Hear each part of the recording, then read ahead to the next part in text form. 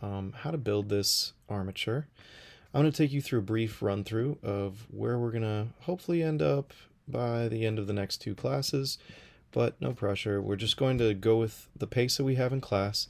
I've taken some brief measurements. I made this thing oversized because I'm not going to give you all of that because we will be measuring things in class.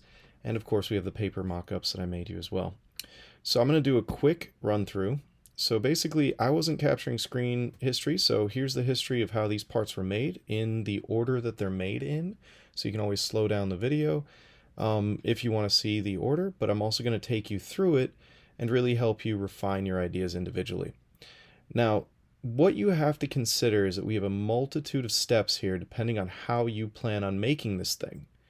So, you can make it with a claw, which we talked about in class as being not the best because you won't be able to grip the ball very well. In fact, these are pretty terrible grippers for that.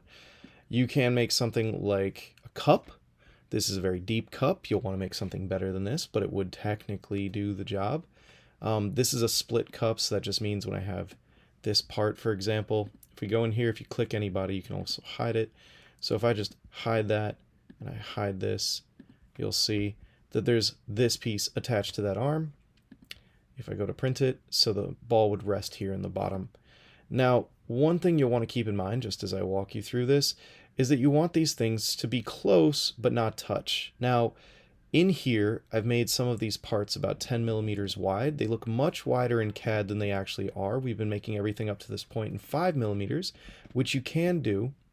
But what I like about this 10 millimeter thing is that we can print hollow, so we can have sort of meatier pieces held together by screws, but it gives you more wiggle room in case things don't quite align. That's a big thing. It's called tolerance, and we definitely want to have it when modeling. Now, not to get too confusing in here, but right here, this is the newest part of this that we haven't really talked about, and I will do a whole separate tutorial just on how to make this part. I made sort of like a general gear-ish kind of way of building this claw.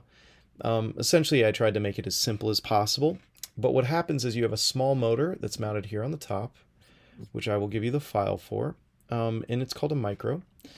This micro servo is attached here, and as it spins, it moves these teeth against these teeth, and it opens and closes that gripper.